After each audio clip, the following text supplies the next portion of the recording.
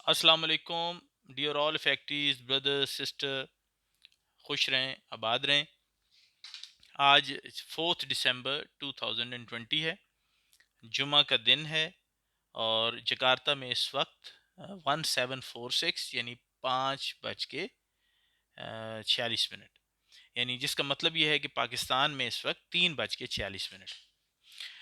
Group के ऊपर जो चंद एक चीज़ें डिस्कस हो रही हैं उसके हवाले से मैं आप लोगों को थोड़ा सा क्लैरिफाई कर दूं। जो हमारे साथी हैं जो हमें सुन रहे हैं, मैं वंस अगेन अपनी बात को रिपीट करता हूं कि सवाल ये है कि अगर हमें पता है कि डीएचए का अंदर कोई मूवमेंट नहीं है, जिस तरह अरशद साहब जो ग्रुप के ऊपर उन्होंने एक ऑडियो मैसेज डाला कि वो लोग गए थे वैली में और किसी किस्म की कोई वहाँ एक्टिविटी नहीं है कि पता चल सके कि they DHA administration is serious about it. तो उस हवाले से मैं ये क्लैरिफाई करना चाहूँ कि हमें बहुत सी चीज़ें हम फुली उससे अवेयर हैं। हम सिर्फ और सिर्फ ये चाह रहे हैं कि जनरल नवीद सफ्तर जो हैं उनसे हमारी मुलाकात हो जाए और हमें ये पता चल जाए कि वो प्रोजेक्ट का हिस्सा हैं कि नहीं है।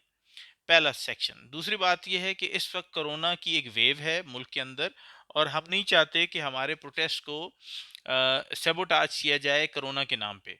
तो थोड़ा सा प्रोटेस्ट करने के लिए कोरोना की जो वेव है जो अभी आई है इसका गुजरना ज़रूरी है, क्योंकि इससे अगर ऐसा हम करेंगे तो basically it's a violation of the logical rule. हम सेक्शन 144 से परेशान नहीं हैं, हमने पहले भी उसमें प्रोटेस्ट किए हैं क्योंकि वो हमारा लेजिटिमेट राइट है। अगर 144 तो पाकिस्तान के अंदर रहता ही है, मैं उसकी बात नहीं कर रहा, लेकिन कोरोना के हवाले से मेरा ये कॉन्सेप्ट है और मैं बहुत क्लियर हूँ कि कोरोना की वजह हमें नहीं बनना चाहिए किसी भी सूरत। और इस चीज़ को जवाब बना के हमारे प्रोटेस्ट को डीरेल किया जा सकता है, हमारी अटेंडेंस को इफेक्ट किया जा सकता है। दूसरी बात, आप तमाम लोग ये ज़हन में रखें कि ये जो प्रोटेस्ट अब होना है ये फुल एंड फाइनल प्रोटेस्ट होगा और इसके अंदर ये होगा कि हम उस वक्त तक बैठेंगे जब तक रेजोल्यूशन नहीं आता। तो इसके लिए इस वजह से भी इस बात को ज़हन में रखते हुए हमें अपनी तैयारी पूरी करनी है, हमें अपने नंबर्स पूरे करने हैं, हमें लोगों से कमिटमेंट लेनी है, हमारा होमवर्क अच्छा होना चाहिए ताकि मज़ीद जो है हम या तो हम ये प्लॉट वहाँ पर अपने अलॉटमेंट लेटर उनको हैंड ओवर कराएंगे या जला देंगे, या फिर ये है कि वहां से अपना डेवलप प्लॉट लेकर या मर्जर के 5 मिलियन लेके उठेंगे। दो ही ऑप्शंस हैं, तीसरा कोई ऑप्शन नहीं है, बिकॉज इट्स एनफ। बहुत टाइम हो गया, अब हम लोग थक चुके हैं। एक्चुअली वी आर एग्जॉस्टेड, आप सब एग्जॉस्ट हो चुके हैं और मजीद हमारे अंदर इतनी एनर्जी नहीं कि हम मजीद लारे और उनकी जो बातें सुनते रहें और उसके बाद वो काम चलता रहेगा।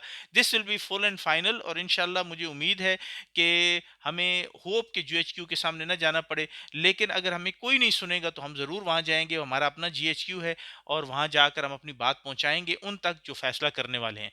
इस डीएचए वैली के प्रोजेक्ट के हवाले से जो अब तक मैं समझा हूँ कि जो फैसला कर सकते हैं वो हमारे general Naveed Safdar on behalf of AG and chief of army staff.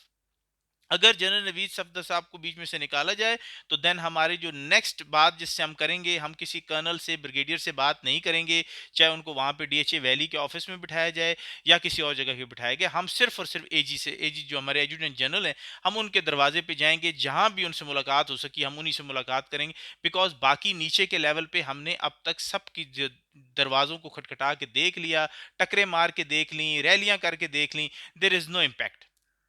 और दुख की बात यह है कि अभी तक जो मेरे इंफॉर्मेशन मेरे पास आई है वो ये है कि डीएचए वैली के अंदर अभी तक जो बाइख्तियार रोल मलिक साहब का मौजूद है उधर, और basically he is the one who is pulling the strings even now. तो अल्लाह खैर करे, हमें वहाँ जाना ना पड़े तो बेहतर है, लेकिन हमारी यही कोशिश होगी कि जो भी रेजोल्यूशन हो हमारा डीएचए के पैनल से हो, न कि मलिक साहब के पैनल से हो, क्योंकि मलिक साहब के साथ भी हमारे को तजर्बात जो पहले कमिटमेंट्स हुई थी, जो लास्ट टाइम जो ये कर्नल नदीम ने जब हमें धोखा दिया था और गोहर नामी एक बंदे ने हमारे साथ फ्रॉड किया था और ग्रुप्स बनाए थे और फिर ग्रुप तोड़ दिए थे, तो उस वक्त जब कुछ एग्रीमेंट्स हुए थे जिनमें मैं भी मौजूद था और मुझे इस बात पे बाद में जो है वो सारा प्रोसेस जो है डीरेल हो गया। तो हम मलिक साहब की उस वक्त कमिटमेंट थी कि रेजोल्यूशन होगा, लेकिन रेजोल्यूशन न हुआ। तो अब मज़ीद हम किसी लारे-लप्पे में नहीं आएँगे, हमें ऑन ग्राउंड चीज़ें चाहिए। आप हमें सर्टिफ़िकेट दे दीजिए, सिंपल रेज़ोल्यूशन ये है।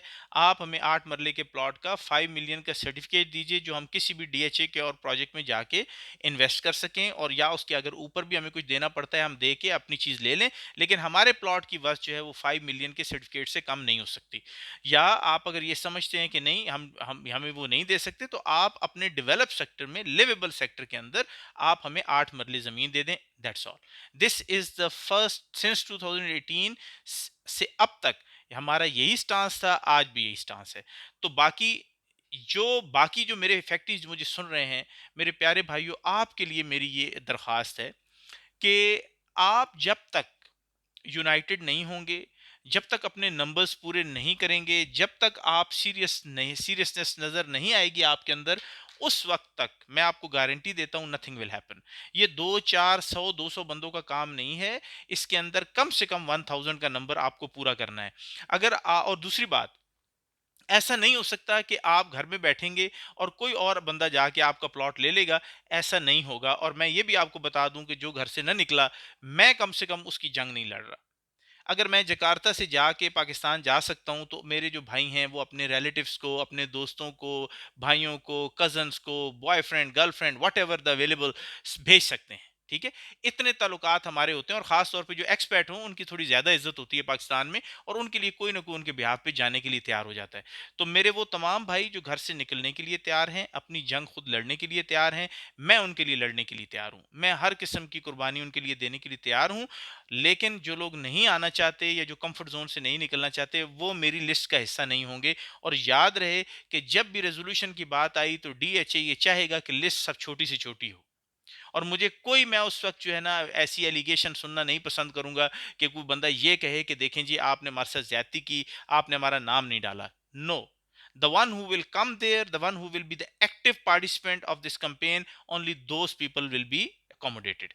दूसरी बात, जो आप लोगों के समझने के लिए जो मैं आपको क्लियर करना चाहता हूं, कि मैं, इंशाल्लाह, हम लोग बहुत जल्द ट्विटर कैंपेन दोबारा स्टार्ट करने लगे हैं, क्योंकि हम ये समझते हैं कि वो जो हमारे ऐवान हैं, बड़े ऐवान हैं, वो शायद ये समझ रहे हैं कि लोग डिस्पर्स हो गए हैं, या लोग जो हैं अभी बिल्कुल रिलैक्स हो गए हैं, हमारी कैंपेन में दम खम ख़त्म हो गया है। तो ऐसा नहीं है, हम डेलिबरेटली खामोश हैं। हम अपनी जो है एनर्जी पूरी कर रहे हैं, हम लोगों को थकाते नहीं हैं। जब वक्त आता है तो फिर लोग घर से तभी बाहर निकलते हैं जब उन्हें शेर आ गया का गाना ना सुनाया जाए, क्योंकि जब असल शेर आता है तो लोग नहीं आते।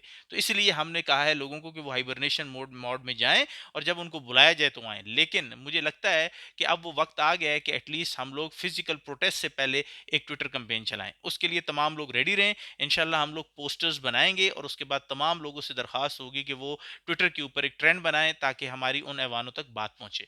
बाकी अपना बहुत बहुत ख्याल रखें। मेरा पैगाम मोहब्बत है जहाँ तक पहुँचे।